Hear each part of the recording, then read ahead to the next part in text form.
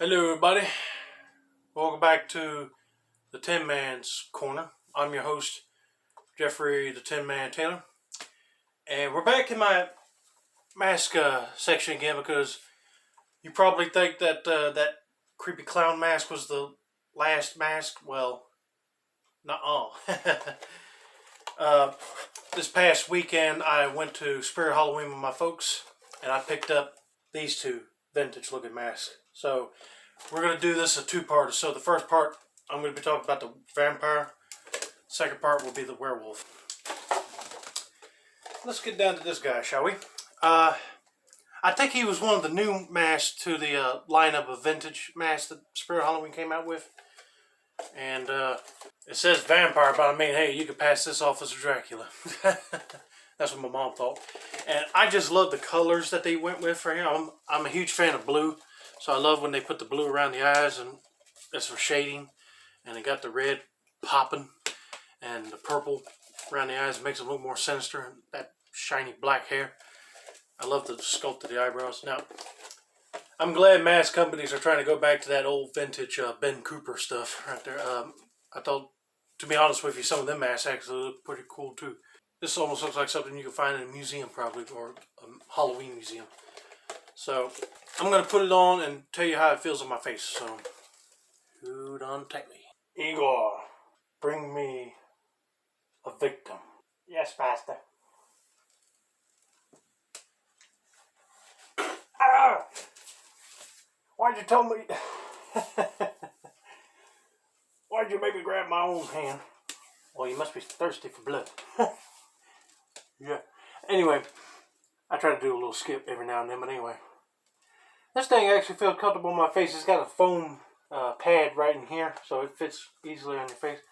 This mask looks a lot more larger than my clown for some odd reason. The vintage clown, and maybe about the same size as the monster. If you guys got a big head, this will fit definitely right here. Fits form-fitting, that's for sure. I love the pointed ears right here on the mask. Makes it look a little bit more elfish, demonish. But yeah, that blood paint job on here is sick. So if you guys are into, like, you know, vintage Ben Cooper stuff, I highly recommend going to Spirit Halloween and picking up one of these right here.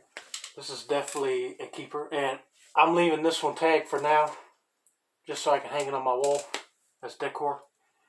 But if I decide to wear it, I'll just take the tag off and I'll have to hang it up somehow or another. Probably by the strap, but anyway. That's how my clown and monster mask is hanging up right now.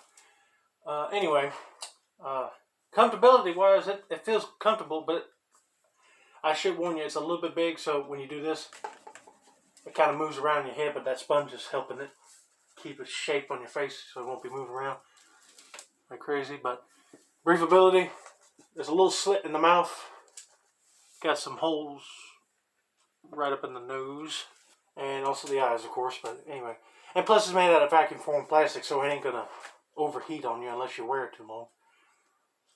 Anyway,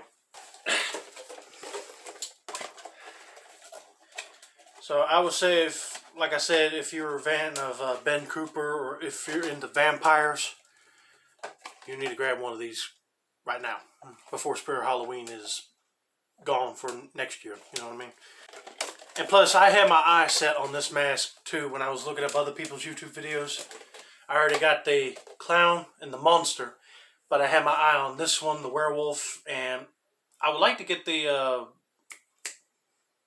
witch, the zombie, and maybe the ape, but so far those are the only ones I like, but the paint job wise and the sculpt. I'm not a huge fan of that one that was called like the pumpkin head or something. I'm not a huge fan of that one. I said I was glad they had these guys. They're the Spirit Halloween I went to. So, and if you want to know how much they are $12.99 a piece.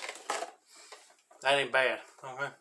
So, and also the it's that feels like that cheap plastic, but when you bend it, you got to put a lot of pressure to bend it. So, and I recommend, if you try to store these things, do not store them in like a tub or a bin. Try to hang them on the wall or put them on a styrofoam head, just to keep them in shape. So yes, I highly recommend getting one of these if you're a huge classic Universal Monster fan, bingo, right here. You can get one of those. Oh, and if I decide to buy any more of these vintage Master Spare Halloween, I might even do a whole video with all the ones I like, basically. If I get any more, of course, but anyway. Okay, then. That's going to be it for now. Don't forget to like, subscribe, turn on those post notifications, and stay tuned for part 2, which is coming up after this one. So, have a nice day, everybody.